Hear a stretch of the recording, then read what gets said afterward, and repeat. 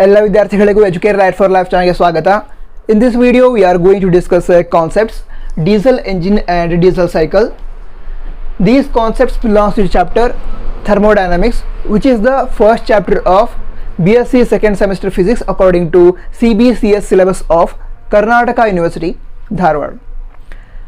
And this is episode 3 of this chapter on Educate Light for Life channel. If you haven't watched the previous episodes, you can check the links in the description. Okay, let us start now and begin with meaning of diesel engine. Diesel engine is an internal combustion engine in which heat is absorbed by working substance at constant pressure.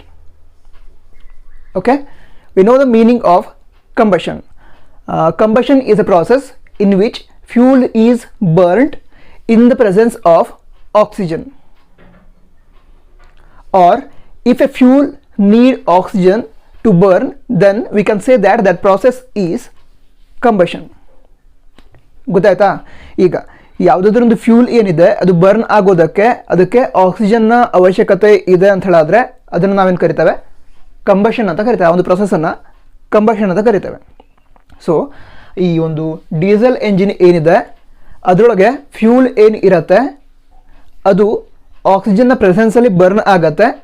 So ಅದನ್ನು combustion ಅಥವಾ internal combustion ಅಂತ ಕರಿತೇವೆ. ನಂತರ ಆ ಒಂದು diesel ಎಂಜಿನ್ನಲ್ಲಿ internal combustion process ನಡೆಯುತ್ತೆ. ಆದರೆ working ಸಬ್ಸ್ಟಾನ್ಸ್ ಏನಿದೆ ಆ ಒಂದು ಇಂಟರ್ನಲ್ ಕಂಬಷನಲ್ಲಿ ವರ್ಕಿಂಗ್ ಸಬ್ಸ್ಟಾನ್ಸ್ ಅಂದರೆ ಆ ಒಂದು ಫ್ಯೂಲ್ ಏನಿದೆ ಅದು ಬರ್ನ್ ಆಗುತ್ತಲ್ಲ, ಆ ಒಂದು ಬರ್ನಿಂಗ್ ಪ್ರಾಸೆಸ್ ಕಾನ್ಸ್ಟೆಂಟ್ ಪ್ರೆಷರಲ್ಲಿ ಆಗುತ್ತೆ.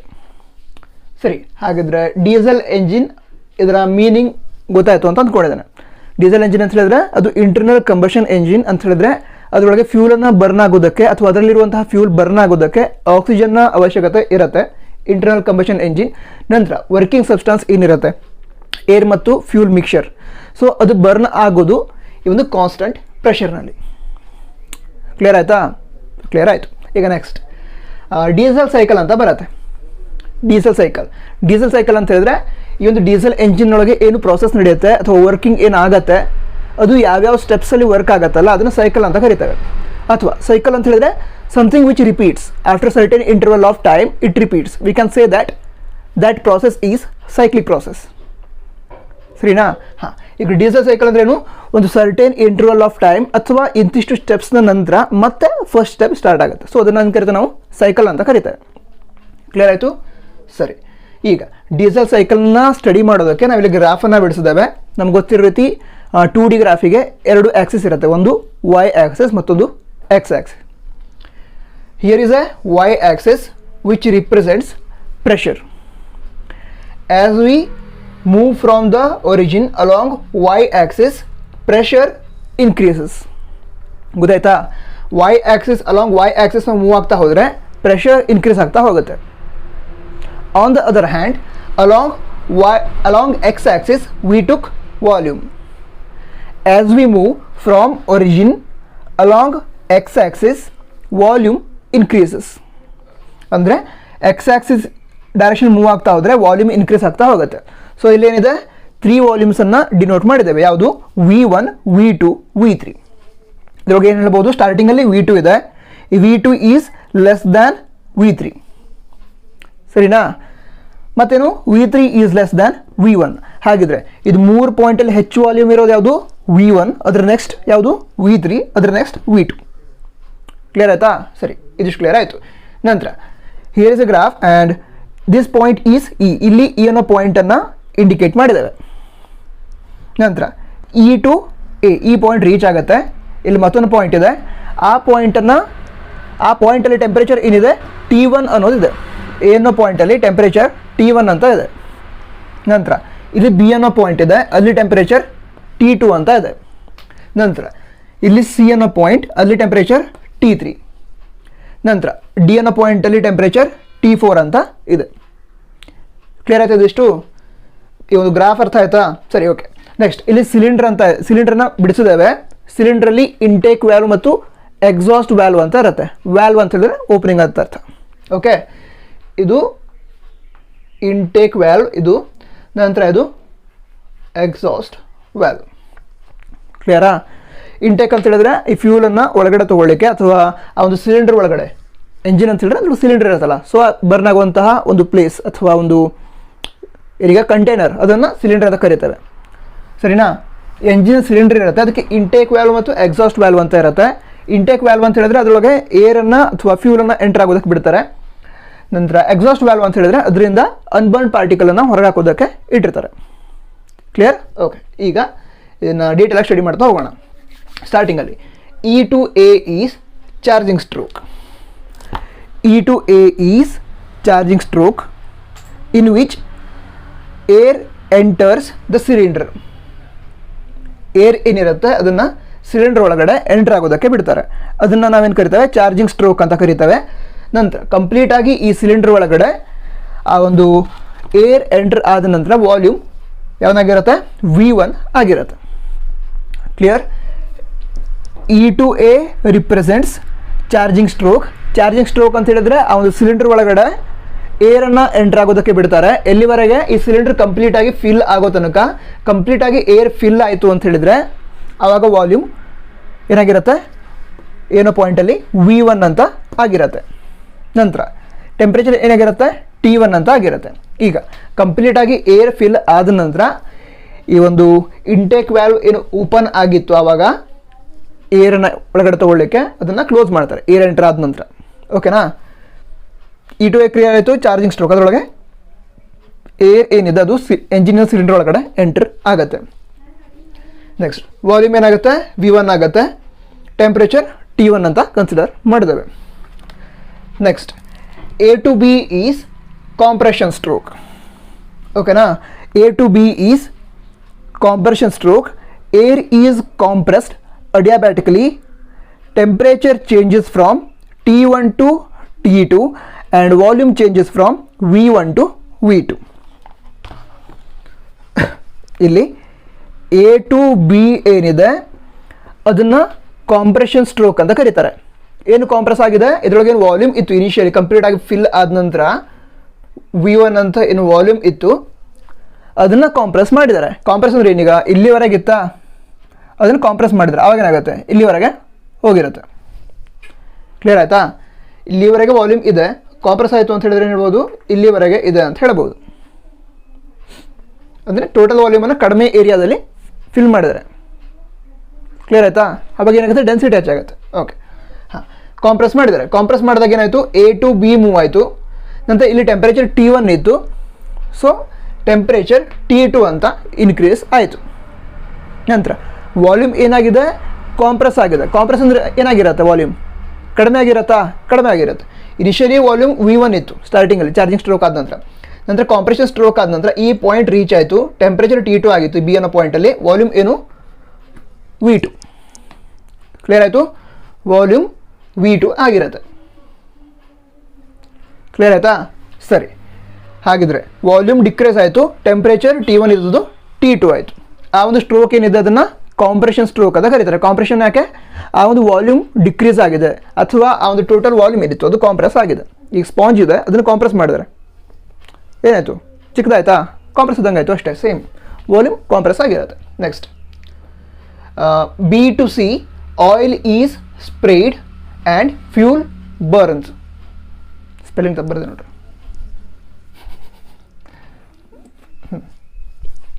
ಓಕೆ, ಸರಿ. B to C oil is spread and fuel burns. ಸರಿನಾ? ಓಕೆ, ಹಾಂ. B to C represents a stage when oil is sprayed into cylinder. The oil burns immediately at constant pressure. Temperature increases from T to T3. Volume changes from V to V3. B ಅನ್ನೋ ಪಾಯಿಂಟ್ಗೆ reach ಆಗಿರುತ್ತೆ, ಏನೋ compress ಆಗಿರುತ್ತೆ. ಅವಾಗ ಏನು ಮಾಡ್ತಾರೆ ಅಂತ ಹೇಳಿದ್ರೆ ಆಯಿಲನ್ನು ಸ್ಪ್ರೇ ಮಾಡ್ತಾರೆ. ಈ ಸಿಲಿಂಡರ್ ಒಳಗಡೆ ಆಯಿಲನ್ನು ಸ್ಪ್ರೇ ಮಾಡ್ತಾರೆ. ಅವಾಗೇನಾಗಿದೆ? ಟೆಂಪ್ರೇಚರ್ ಜಾಸ್ತಿ ಆಗಿದ್ದಿದೆ, T2 ಅಂತ ಇದೆ. ನಂತರ ಪ್ರೆಷರ್ ಕೂಡ ತುಂಬ ಇದೆ. ಅವಾಗೇನಾಗುತ್ತೆ ಅಂತ ಹೇಳಿದ್ರೆ ಆಯಿಲ್ ಸ್ಪ್ರೇ ಮಾಡಿದ ನಂತರ ಅದರಲ್ಲಿರುವಂತಹ ಫ್ಯೂಲ್ ಏನಿರುತ್ತೆ, ಆ ಒಂದು ಆಯಿಲ್ ಏನಿರುತ್ತೆ ಅದು ಆಕ್ಸಿಜನ್ನ ಸಹಾಯದಿಂದ ಅಥವಾ with the help of oxygen ಏನಾಗುತ್ತೆ? ಬರ್ನ್ ಆಗುತ್ತೆ. ಬರ್ನ್ ಆಗುತ್ತೆ. ಅವಾಗ ಏನಾಯಿತು, ಹೀಟ್ ಎನರ್ಜಿ ರಿಲೀಸ್ ಆಯಿತಾ. ಈಗ ಆಯಿಲ್ ಬರ್ನ್ ಆಯಿತು ಅಂತ ಹೇಳಿದ್ರೆ ಹೀಟ್ ಎನರ್ಜಿ ರಿಲೀಸ್ ಆಯಿತಾ, ಹೀಟ್ ಎನರ್ಜಿ ರಿಲೀಸ್ ಆಗುತ್ತೆ. ಸೊ ಆ ಎನರ್ಜಿ ರಿಲೀಸ್ ಆಗಿದ್ರೆ ಏನಾಗುತ್ತೆ, ವಾಲ್ಯೂಮ್ ಕೂಡ ಸ್ವಲ್ಪ ಇನ್ಕ್ರೀಸ್ ಆಗುತ್ತೆ. ಆದರೆ ಪ್ರೆಷರ್ ಏನಿದೆ ಅದು ಕಾನ್ಸ್ಟೆಂಟ್ ಇಟ್ಟಿರ್ತಾರೆ. ಇಲ್ಲಿಗ ಇಲ್ಲಿ ಪಿ ಅನ್ನೋ ಪಾಯಿಂಟ್ ಇದು, ಈ ಪಾಯಿಂಟ್ ಬಿ ಅನ್ನೋ ಪಾಯಿಂಟ್ ಇಲ್ಲಿ ರಿಪ್ರೆಸೆಂಟ್ ಮಾಡ್ತಾ ಇದೆಯಾ, ಸಿ ಅನ್ನೋ ಪಾಯಿಂಟ್ ಕೂಡ ಅದನ್ನೇ ಪಾಯಿಂಟಲ್ಲೇ ಇದೆಯಾ, ಅದೇ ಲೆವೆಲಲ್ಲಿ ಇದೆಯಾ, ಹಾಗಿದ್ರೆ ಏನ್ಬೋದು ಪ್ರೆಷರ್ ಕಾನ್ಸ್ಟೆಂಟ್ ಇದೆ, ಪ್ರೆಷರ್ ಕಾನ್ಸ್ಟೆಂಟ್ ಇದೆ.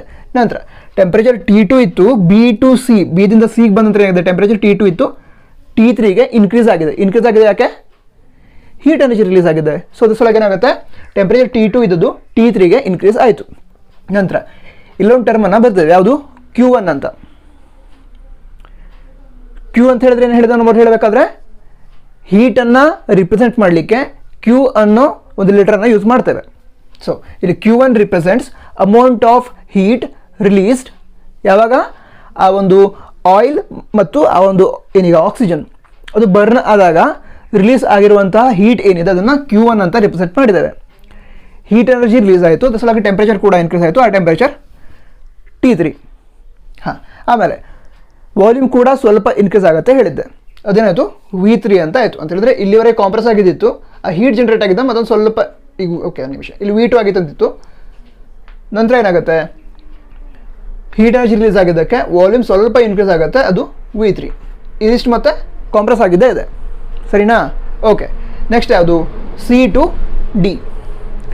C2D ಅಂತ ಹೇಳಿದೆ ನಾನು, ವರ್ಕಿಂಗ್ ಸ್ಟ್ರೋಕ್ ಅಂತ ಹೇಳಿದ್ದೆ. C2D represents working stroke. The mixture of air and diesel vapor expands adiabatically. ಓಕೆನಾ. C2D ಏನಿದೆ ಅದನ್ನು ವರ್ಕಿಂಗ್ ಸ್ಟ್ರೋಕ್ ಅಂತ ಕರೀತೇವೆ. ಯಾಕೆ, ಆ ಒಂದು ಸಿಲಿಂಡ್ರಲ್ಲಿ ಇರುವಂತಹ ಏರ್ ಮತ್ತು ವೇಪರ್ ಮಿಕ್ಚರ್ ಏನಿದೆ ಅಥವಾ ಒಂದು ಮಿಕ್ಚರ್ ಏನಿದೆ, ವಾಲ್ಯೂಮ್ ಏನಿದೆ ಅದು ಮತ್ತೆ ಎಕ್ಸ್ಪಾಂಡ್ ಆಗುತ್ತೆ. ಎಕ್ಸ್ಪಾಂಡ್ ಯಾಕಾಗುತ್ತೆ, ಹೀಟ್ ಎನರ್ಜಿ ರಿಲೀಸ್ ಆಗಿದ್ದಿದೆ. ಎನರ್ಜಿ ಅಂತ ಹೇಳಿದ್ರೆ ಏನೀಗ capacity or ability of doing work, ಸರಿನಾ. ಹಾಗಿದ್ರೆ ಇದರೊಳಗೆ ಹೀಟ್ ಎನರ್ಜಿ ಸ್ಟೋರ್ ಆಗಿದ್ದಿದೆ, ಅದರಿಂದ ವರ್ಕ್ ಮಾಡ್ಬೋದು. ಆ ವರ್ಕ್ ಏನಾಗುತ್ತೆ, ಹಾಗಿದ್ರೆ ಇಲ್ಲಿ ಕಾಂಪ್ರೆಸ್ ಆಗಿರೋ ವಾಲ್ಯೂಮ್ ಮತ್ತೆ ಎಕ್ಸ್ಪಾಂಡ್ ಆಗ್ತಾ ಹೋಗುತ್ತೆ, ಸರಿನಾ.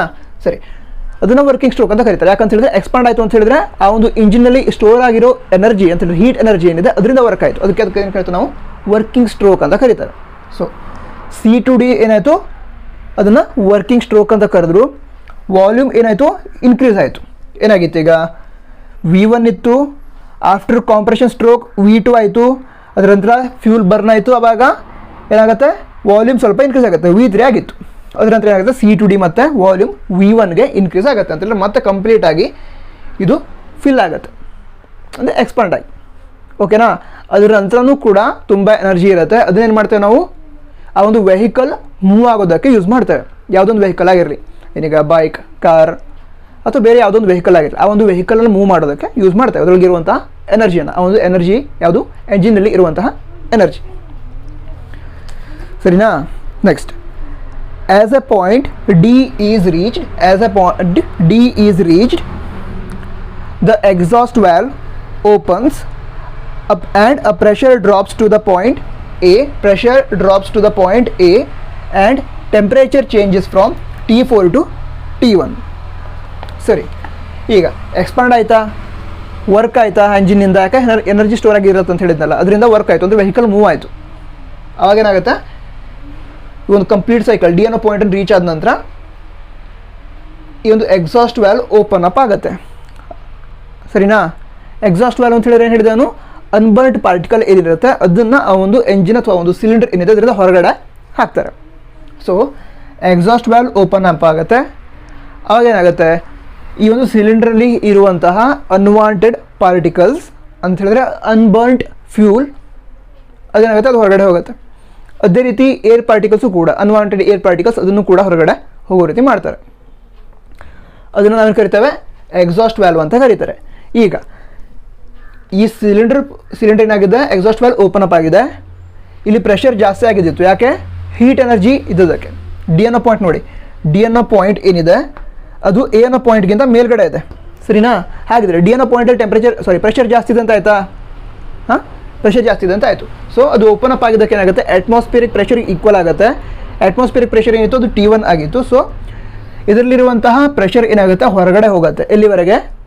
ಅಟ್ಮಾಸ್ಫಿಯರಿಕ್ ಪ್ರೆಷರ್ ಮತ್ತು ಸಿಲಿಂಡರ್ ಒಳಗಡೆ ಇರೋ ಪ್ರೆಷರ್ ಎರಡು ಈಕ್ವಲ್ ಆಗೋವರೆಗೆ. ಕ್ಲಿಯರ್ ಆಯಿತು? ಸೊ ಪ್ರೆಷರ್ ಡ್ರಾಪ್ಸ್ ಟು ಏನು, a. Pressure drops to a. On the other hand ಇದರೊಳಗೆ ಏನಾಗಿರುತ್ತೆ, ಟೆಂಪ್ರೇಚರ್ ಕೂಡ ಜಾಸ್ತಿ ಇರುತ್ತೆ. ಕಂಪ್ಯಾರಿಟಿವ್ಲಿ ಯಾವುದೋ ಕಂಪೇರ್ ಮಾಡಿದಾಗ, ಸರೌಂಡಿಂಗ್ ಕಂಪೇರ್ ಮಾಡಿದಾಗ ಆ ಸಿಲಿಂಡರ್ ಒಳಗಡೆ ಟೆಂಪ್ರೇಚರ್ ಕೂಡ ಜಾಸ್ತಿ ಇರುತ್ತೆ. ಹಾಂ, ಸರೌಂಡಿಂಗ್ ಕಂಪೇರ್ ಮಾಡಿದರೆ ಇದರೊಳಗೆ ಟೆಂಪ್ರೇಚರ್ ಕೂಡ ಜಾಸ್ತಿ ಇರುತ್ತೆ. At a point D exhaust valve open up ಆಯಿತು, ಸರೌಂಡಿಂಗಿಗೆ ಓಪನ್ ಅಪ್ ಆಯಿತು. ಆವಾಗ ಏನಾಗುತ್ತೆ, ಸಿಲಿಂಡರ್ ಒಳಗಿರೋ ಟೆಂಪ್ರೇಚರ್, ಸರೌಂಡಿಂಗ್ ಟೆಂಪ್ರೇಚರ್ ಎರಡೂ ಈಕ್ವಲ್ ಆಗೋವರೆಗೆ ಈ ಒಂದು ಸಿಲಿಂಡ್ರಲ್ಲಿ ಇರುವಂತಹ ಟೆಂಪ್ರೇಚರ್ ಹೊರಗಡೆ ಹೋಗ್ತಾ ಹೋಗುತ್ತೆ, ಅಥವಾ ಹೀಟ್ ಎನರ್ಜಿ ಹೊರಗಡೆ ಹೋಗ್ತಾ ಅಂತ ಕೂಡ ಹೇಳ್ಬೋದು. ಆವಾಗೇನಾಗುತ್ತೆ, ಟೆಂಪ್ರೇಚರ್ T4 ಇದ್ದದ್ದು T1ಗೆ ಡಿಕ್ರೀಸ್ ಆಗುತ್ತೆ. ಬಟ್ ವಾಲ್ಯೂಮ್ ಏನಿತ್ತು ಅದು V1 ಇರುತ್ತೆ. ಸರಿನಾ? ಸರಿ, ಇದಿಷ್ಟು ಕ್ಲಿಯರ್ ಆಯಿತು? ಹಾಂ, ನಾನು ಏನು ಹೇಳಿದೆ, ಈಗ ಟೆಂಪ್ರೇಚರ್ ಹೊರಗಡೆ ಹೋಗುತ್ತೆ ಅಂತ ಹೇಳಿದೆ. ಟೆಂಪ್ರೇಚರ್ ಹೊರಗಡೆ ಹೋಗುತ್ತೆ ಅಂತ ಹೇಳಿದ್ರೇನು, ಹೀಟ್ ಎನರ್ಜಿ ಹೊರಗಡೆ ಹೋಗುತ್ತೆ ಅಂತ ಹೇಳಿದೆ ಅಂತ ಅರ್ಥ. ಅದು ಯಾವುದು, ಟೆಂಪ್ರೇಚರ್ ಹೊರಗಡೆ ಹೋಗುತ್ತೆ ಅಂತ ಹೇಳಿದ್ರೆ ಹೀಟ್ ಎನರ್ಜಿ ಡಿಕ್ರೀಸ್ ಆಗಿದೆ ಅಂತ ಅರ್ಥ, ಅಥವಾ ಹೀಟ್ ಕೂಡ ಎಕ್ಸಾಸ್ಟ್ ಆಗಿದೆ ಅಂತೆಲ್ಲ ಅರ್ಥ. ಸರಿನಾ?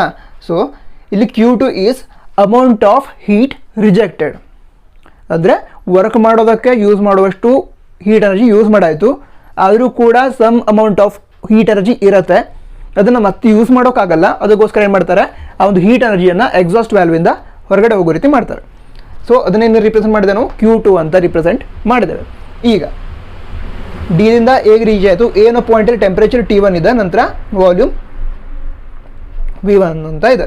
ನಂತರ A to E ರಿಪ್ರೆಸೆಂಟ್ಸ್ ಏನು, ಎಕ್ಸಾಸ್ಟ್ ಸ್ಟ್ರೋಕ್. ಎಕ್ಸಾಸ್ಟ್ ಸ್ಟ್ರೋಕ್ ಅಂತ ಹೇಳಿರೋದು ಅಂತ ಏನಿದೀಗ, ಅನ್ವಾಂಟೆಡ್ ಪಾರ್ಟಿಕಲ್ಸ್, ನಂತರ excess of temperature, excess of pressure, excess of heat energy, ಅದನ್ನು ಹೊರಗಡೆ ಹೋಗೋ ರೀತಿ ಮಾಡ್ತಾರೆ. ಅದನ್ನು ಕರಿತೀವಿ ನಾವು ಎಕ್ಸಾಸ್ಟ್ ಸ್ಟ್ರೋಕ್ ಅಂತ ಕರೀತಾರೆ. ಸರಿ, ಇವಿಷ್ಟು ಕ್ಲಿಯರ್ ಆಯಿತಾ?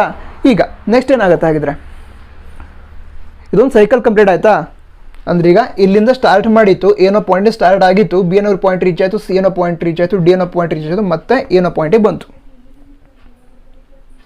ಮತ್ತು ಸಿಂಪಲ್ ಆಗಿ ಹೇಳಬೇಕು ಅಂತ ಹೇಳಿದ್ರೆ, ಇ ಅನ್ನೋ ಪಾಯಿಂಟ್ ಸ್ಟಾರ್ಟ್ ಮಾಡಿದಾಗಿತ್ತು, E to A ಬಂತು, A to B ಬಂತು, B to C, C to D, D to A ಮತ್ತು A to E ಬಂತು.